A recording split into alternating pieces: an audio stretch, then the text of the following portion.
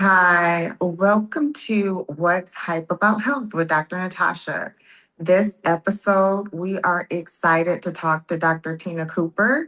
She is a fertility, maternal health, and health equity provider. And this episode is going to be specifically about the maternal crisis that's happening within the African American women. So we're excited to talk about this. So before we get into today's conversation, I want to ground us in some reality here. So, Black women in the United States are 2 to 3 times more likely to die from pregnancy related causes than white women. And that number climbs to 3 to 4 times more likely in the States. So, according to the CDC, the mortality rate is about approximately 69.9 deaths per 100,000 live births, so compared to 26.6 for white women. These are not just statistics, but these are facts. And so I just wanted to bring some insight considering this is your specialty, and there's been a lot going on in the media in regards to viral incidents with Miss Jones and another one in Texas and Indiana. So we just wanted to kind of like get insight about what is happening, what is the cause of the high increase of mortality rates amongst African American women. I think it's multifactorial. First of all, thank you for having me on. I want to clarify I am a American boarded in OBGYN by the American Board of OBGYN. I have practiced fertility for many years, but also did all my training at LA County Hospital, which was a teaching hospital with loads of deliveries. And even for me, looking up the numbers, because I don't actively do obstetrics every day. I'm busy getting people pregnant, right? So I looked up the numbers and I just want to have everyone understand the magnitude of the problem. In 1987, our maternal mortality rates had gone down to 7 out of 100,000 women. In 2018, they were up to 17 in 100,000 women. When we say, and the blacks still had about double the rate, but still and now we're at over 50 deaths for 100,000 women, which is like 1,800 deaths a year. The death rate in blacks, 3.5 times what's going on. And it's multifactorial. There's not one answer, but this has to be addressed. Number one, for maternal mortality across the board, it shouldn't be going up in the richest country in the world. It should be going down. So something's wrong with our healthcare system, flat out, right? We have more and more people that have chronic illness across the board. So we have sicker people being pregnant. And then in the Black community, there's a lot of the problems in high blood pressure, heart disease, preeclampsia, hypertensive disorders, diabetes, obesity, overweight, all these chronic illnesses that are part of our society now are that much more exacerbated in the community. But it's not just that the women are sicker, it's how they're being cared for. Thank you for that. And so we jumped right into the conversation. Could you introduce yourself and give us a little background about what you're doing on a day to day to help women with their fertility concerns? So I've been a GYN and fertility specialist for over 35 plus years now. It dates me, it keeps making me crazy how old I am, but um and we have rising rates of fertility. Like women are born to be healthy, women are born to have babies. Yes, it's always been every time a woman has gotten pregnant, she has taken her life in her hands. People could die with miscarriages, tubal pregnancies. And so pregnancy related mortality has always been an issue. But with modern medicine, when I was in training, like those rates were going down, right? And now we're seeing a curve where they're going back up and super scary. And I'm seeing a rise in fertility, right? And it's not it's not just because women are coming to the fertility game at a later age. That is a piece of the puzzle, and that's a big piece of puzzle of maternal mortality as well. We're really meant to have our babies probably between 20 and 30. And so Mhm. now the average age of starting is somewhere above 30. And more women are having babies in their late 30s and early 40s. And so we see more infertility because they're older. There's more vascular problems. There's more diabetes, prediabetes, high blood pressure, which translates into higher risk pregnancies. And if those are higher in the African American community, then those are going to be, increased risks um, in delivery time too. What I also read about and believe, and I see it in my practice, is biological aging means your personal age, like your actual age, is not always the same as like your internal body. So some people age faster, right? They get older faster. They get the diseases at younger and younger ages.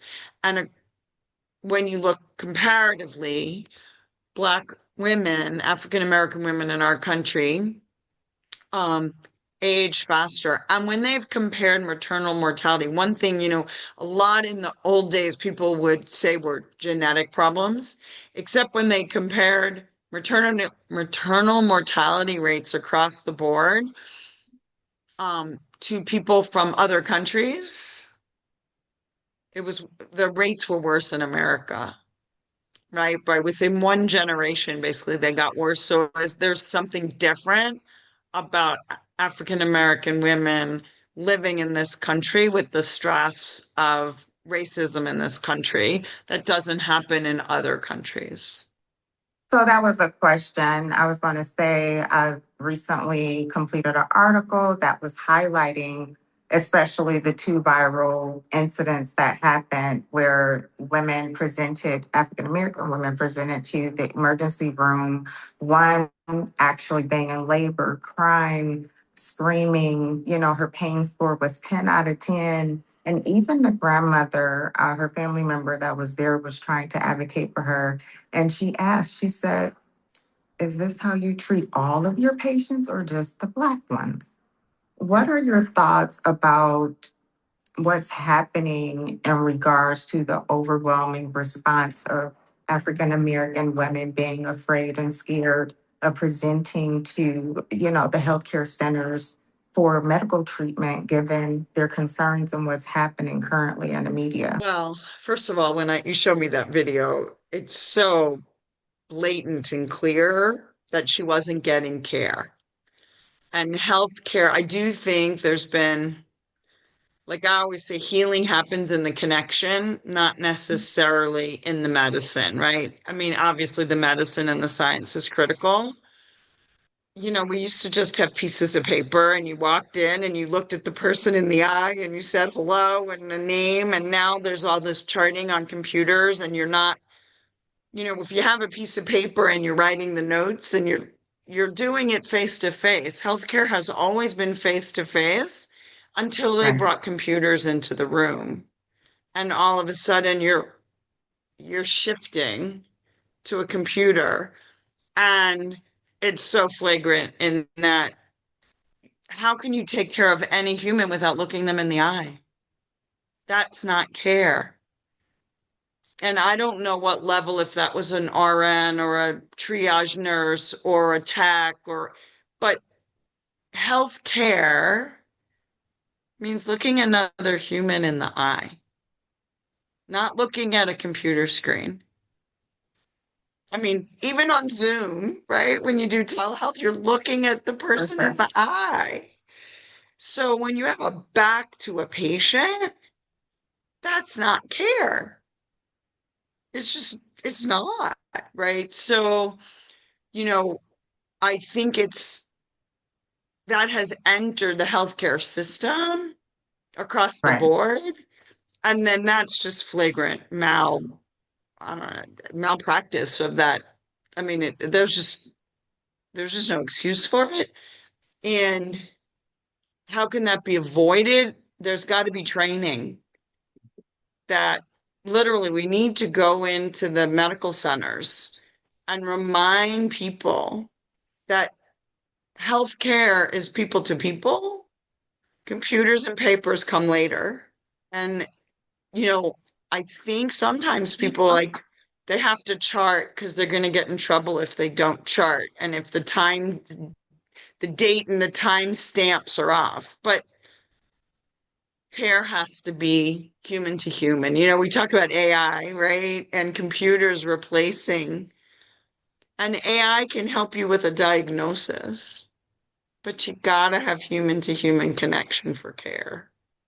I definitely agree with that. But in regards to some of like the deep rooted distrust in the African American community, especially the history of the Tuskegee research and things that were happening within the community, that just lingers. And Well, what you do can see you why. And when they see these videos, it perpetuates the reason for the mistrust, right? And so I think, I mean, I'm, trying to think about ways to change it is setting up, how do I say it? We now are very big in the American College of OBGYN of having scenarios to lower, so certain complications in obstetrics aren't as common as others.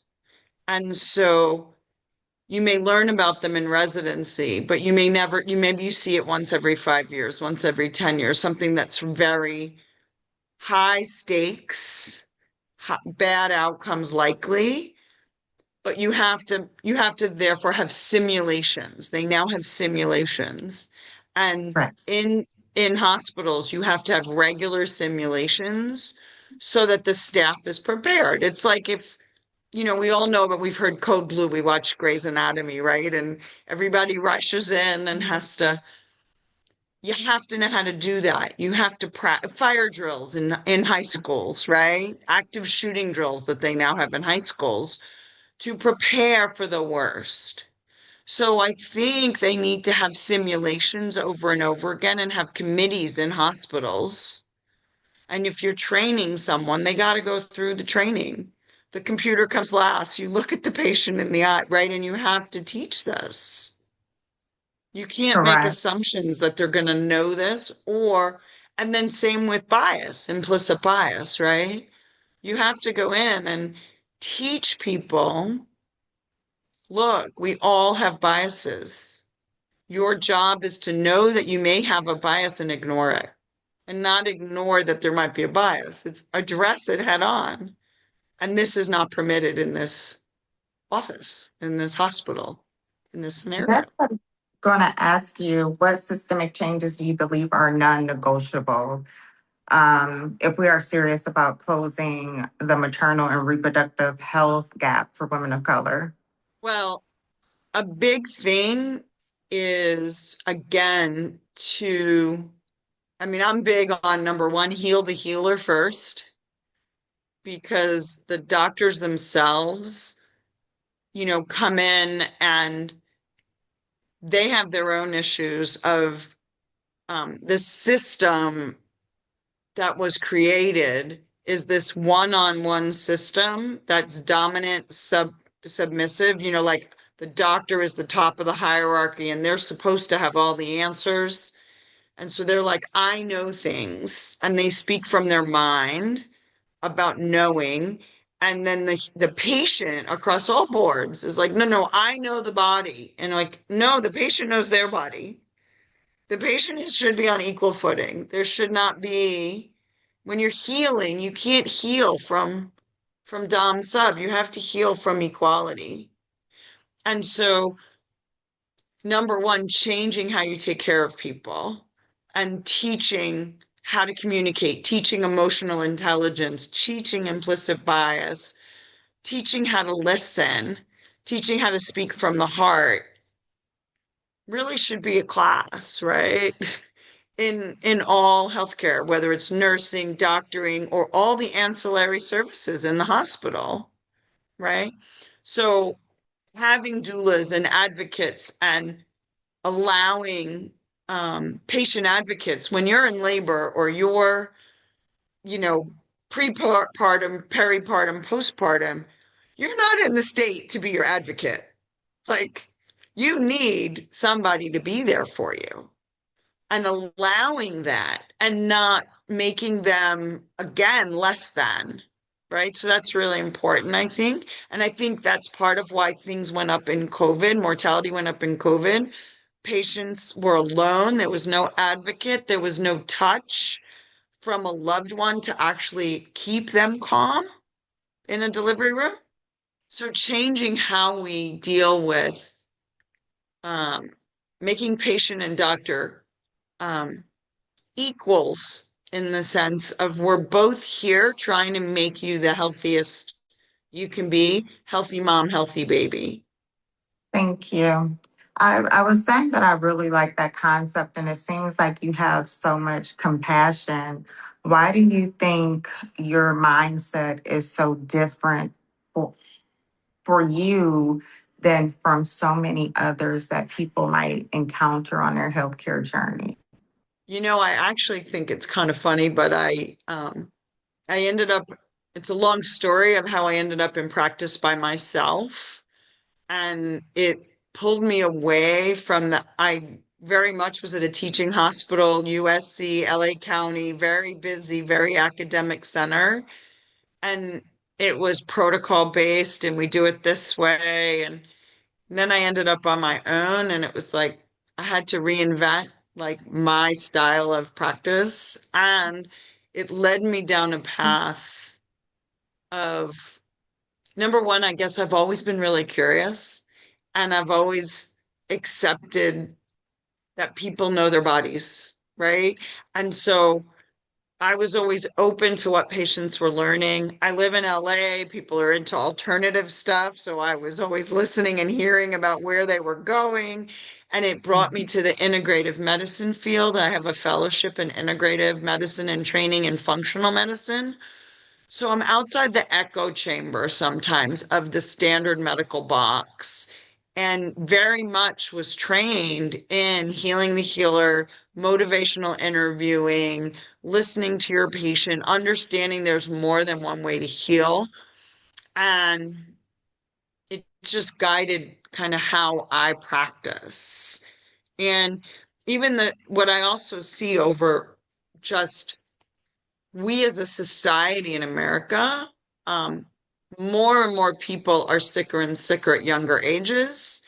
And we now know that your zip code, the people you hang around, your socioeconomic status, your adverse childhood experiences, all of those things, which are social factors, are more important than your DNA in your healthcare, right?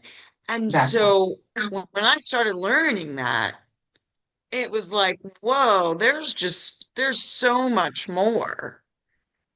And so you're taking a population that they're a population that is already having less health or more disparities, right? And there's the video we watched of people, the young kids doing the race to the finish line and then step forward if you've had an easy life or step back if you've had all these difficulties.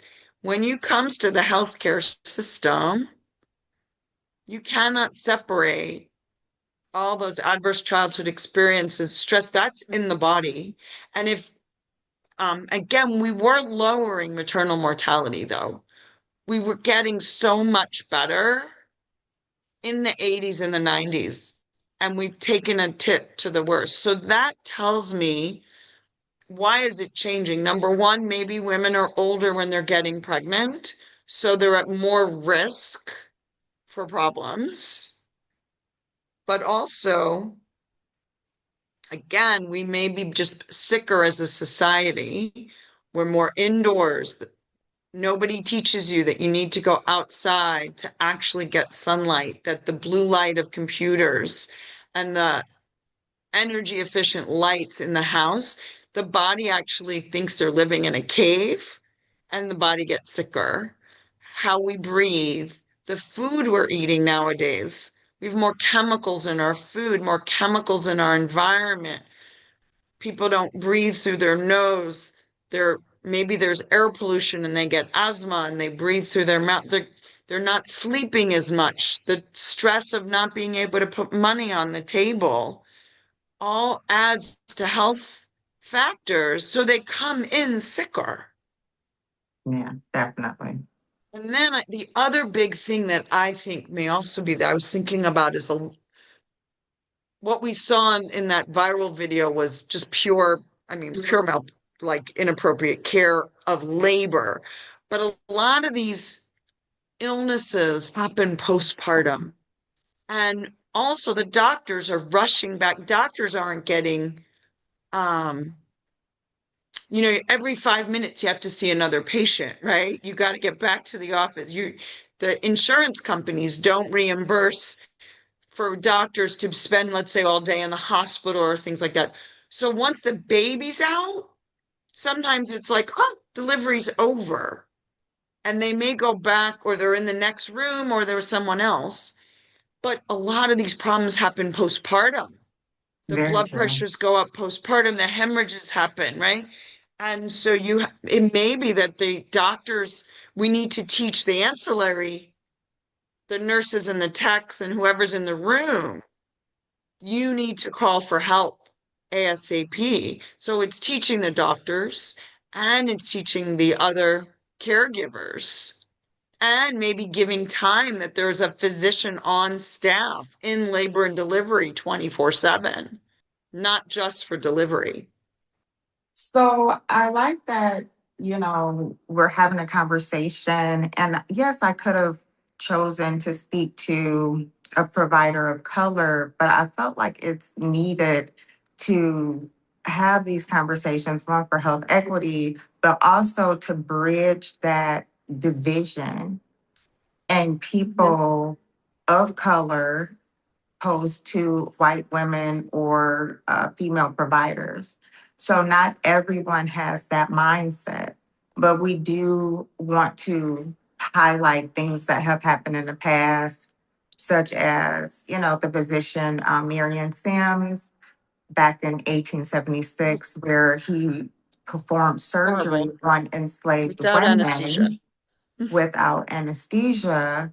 And there's just repeatedly situations like that where women of color were not deemed to have the same pain level and could have a higher pain tolerance. Therefore, I think over the years, for some reason, that tends to be the same type of mindset. So, what are some ways we can become more united and humanizing people of color, women of Yeah. color? Because I know you personally. And so, in a world, we're not in a perfect world, but I would love for providers to have a mindset, have compassion similar to yours. And myself being a healthcare provider, a nurse practitioner, and also being a person that was having maternal chronic conditions and had to have emergency C-section, and all of those situations could have been prevented. Yet, if my healthcare provider would have been more compassionate and listened to the patient and not just looking at the numbers, right? Yeah. How I do you think, think we can become more united and just change the way the healthcare system and the providers and the mindset and those negative, yeah, I kind think you're right. Um, 50% of the maternal deaths, they say, are preventable and from delayed diagnosis. So this is absolutely something that we have the ability to fix this, basically. So you're right. So I think on the part of the patient and the patient's advocate, they shouldn't have to do this, but the critical piece is communication, right? And sometimes how we approach people can make all the difference, both on the doctor and the nurse side and on the patient side, right? So again, I want to go in, heal the healer, teach the doctors. You need to be collaborating with your patients. You're not competing. You don't know their bodies. You're allowed to say, I don't know. You're allowed to say, you're in pain. I'm not sure why. Let's figure this out together. It's not a failure if you actually say, seems like you're in a lot of pain and I don't know why. I'm not going to Right. dismiss it. Let's work together. And then the same thing on, I hate to say these things, but it's been said and it's true that, first of all, you talk about the Tuskegee experiment, in your DNA, you carry all the wrongs that your mom experienced and your grandmother experienced and all that. So not only is it in your psyche, but it's literally in your DNA. Okay. So your Right. DNA, every human was living in their grandmother's body in the mom's ovary. It's kind of weird, but so our DNA has changed. But so if you look at I don't want to call it a caste system, but it is, right? And Black women have been the lowest of the low in the how they've been treated. And so rightly so, they are guarded. And that in and of itself is going to raise their blood pressure, right? Just That's by true. going in, literally, just by going into an exam room, they're not trusting, which means they're fight, flight, freeze, on guard. I need to survive because I may die just by going into this room. Is that switch is turned on. So they're sicker just by nature of walking into the room. They know their life is at risk. Whereas white women may never feel that. Okay. So that's number one. They literally are not in a healing state the minute they walk into a doctor's office or a hospital. You add to it that they're pregnant and they know that this is life threatening. So for them to be on guard, shielded, maybe a little angry and a little scared, yeah, you have to expect that. And simultaneously, in the community of angry women, they may even, I would almost say, own it. I know you think I'm angry and I'm mad and I might be screaming louder just to be heard. And I might be because my ancestors, I'm scared that the maternal mortality rate is going to affect me. So I know that I'm already heightened. And doctor, can we actually have a conversation? And can you listen to me? Because I'm scared. Really, my anger is from my fear. And so, again, if they actually own it in the room and say, I know the maternal mortality rate is higher in my group, I'm scared, and that makes me angry. And I don't mean to be angry, but I'm speaking from fear. So, can you listen to me? In my mind, that's going to cut to the chase. So, again, empowering women to take control and have autonomy and demand to be listened to, but reminding them that doing it in a way that like perks the ears up instead of puts the healthcare provider on edge. And I don't want to say, that it's been talked about African Americans have had to hold, like they're holding the mistakes of the other people. And it's not that, but they have to advocate for themselves. And so calling a spade and calling it out, listen to me, let's put our heads together. I'm not here to compete with you. I'm not here to argue with you, but I'm here to get taken care of and I'm here to survive. Thank you. As you know, we are both reporting from South Africa.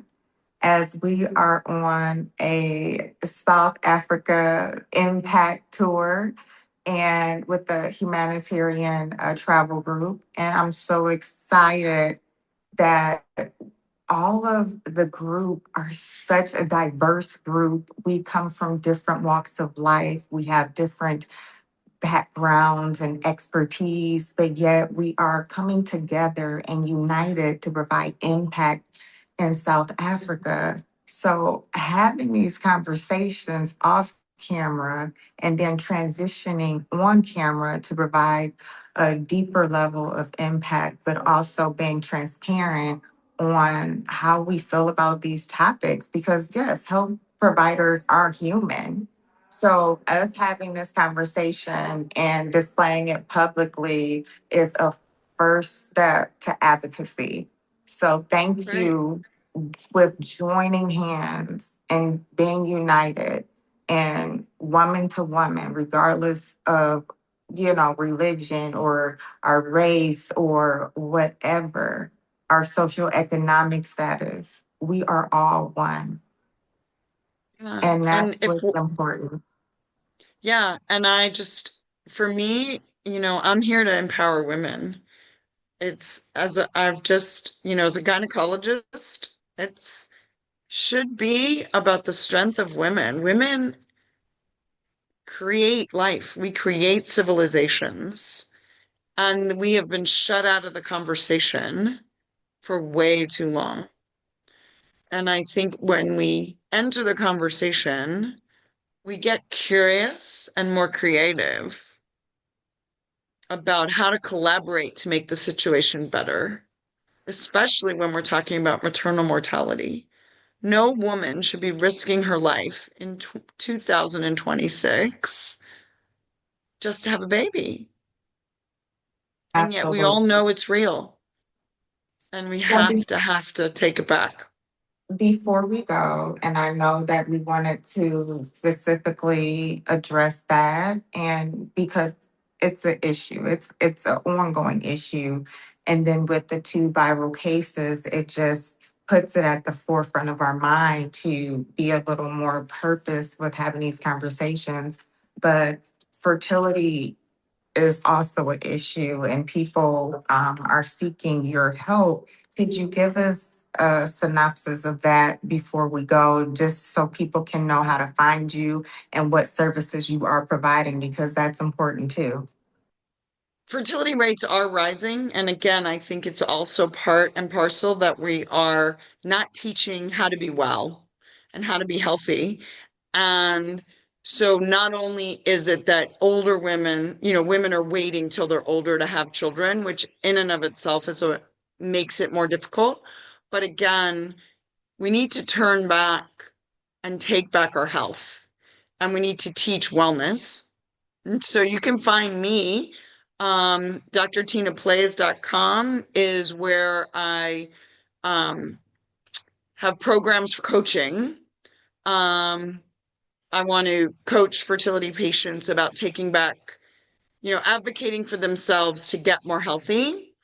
And I'm also at California Center for Reproduction for in vitro fertilization, egg freezing, embryo freezing, egg donation, surrogacy, um, as a fertility physician.